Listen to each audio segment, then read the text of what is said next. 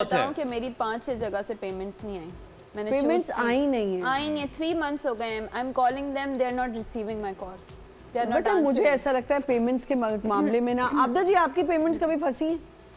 नहीं, हम आर्टिस्ट बड़े पक्के होते हैं। पहले यही मैं कहने वाली थी कि पक्के हो जाएं अपने काम में। पहले पेमेंट लेते हैं फिर काम करते हैं। अच्छा देखिए, ये बात हमारी मेहनत की है, मैं सबके लिए बात कर रही हूँ।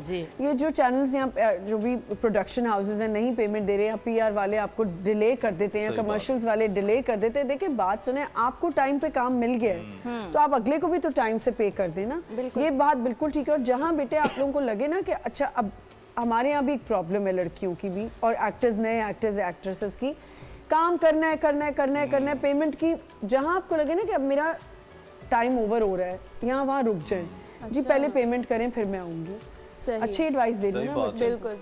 देखो शुरू में ये काम बड़ा चैलेंजिंग लगता है कि अब मुझे याद है, अभी मुझे कल एक शो की पेमेंट मिली किसी चैनल से 8 महीने के बाद। देखें, और मैं उस शो पे मैं कल नहीं जा रहा था। मैंने कहा मैं नहीं जा रहा, बहुत हो गया। कहते नहीं आपका चेक आया हुआ है। मैंने खुदा की कसम बोला मुझे पिक्चर सेंड करो खुदा की कसम मैंने कहा नहीं मुझे पिक्चर सेंड करो। तो उन्होंने मुझे पिक्चर सेंड की, तो फिर मैंने कहा अच्छा सही है मैं आता हूँ।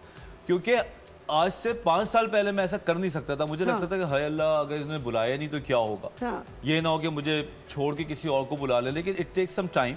लेकिन एटीट्यूड ये रखना पड़ेगा साले, क्योंकि शूट्स आ रहे होते हैं ना, आप अल्टीमेटली पैसे तो चाहिए ना आपको। बिल्कुल सब। तो आप उनको प्यार से बोल दें कि ठीक है 50% तो आप पहले दे दें। लोग जिनको आपकी जरूरत होती है ना वो बुलाते ही बुलाते हैं। बिल्कुल बुलाते हैं। और ये जो वजाहत में बात की सॉरी कि पेमेंट आप लोगों की बहुत सी पीआर हो जाती है, आप लोगों को सैलॉन्स ये वो बुला लेते हैं। हमारे टाइम पे आपने कहा ना मैं बाहर नहीं खड़ी हुई, क्योंकि मेरी एक तरह से लक इस तरह अच्छी थी, मैंने स्टार्ट ही मॉर्निंग शो से किया था।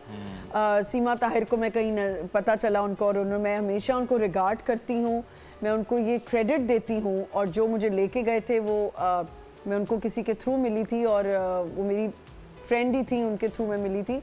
और पता है मुझे अच्छा लगता है कि अगर आपका किसी ने काम किया है और हेल्प की है तो एटलीस्ट उनको मेंशन ज़रूर करें कि जहाँ से आपने स्टार्ट किया और जो आपकी सीढ़ी बना, बिल्कुल उसको मेंशन करना बड़ा ज़रूरी होता है। तो आसिफ उनका नाम था और वो इंटरफ्लो में काम करते थे, और उस वक्त वो न्यूज़ 1 जो है मेरा पहला चैनल था, मेरा महका है वो।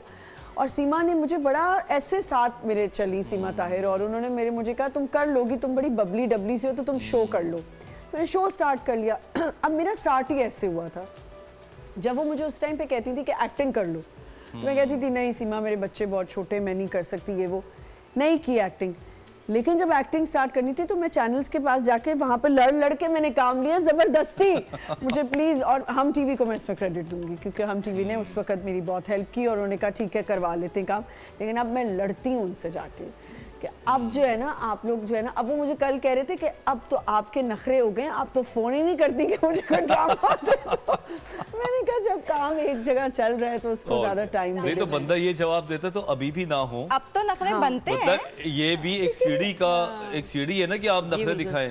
तो मैं तो मैनिपुलेट कर जाता हूँ, तो अभी भी नखरे ना हो, और आपको नहीं दिखाऊंगा तो किसको दिखाऊंगा। वो कहते हैं हाँ बैठो तो काम हो जाता है।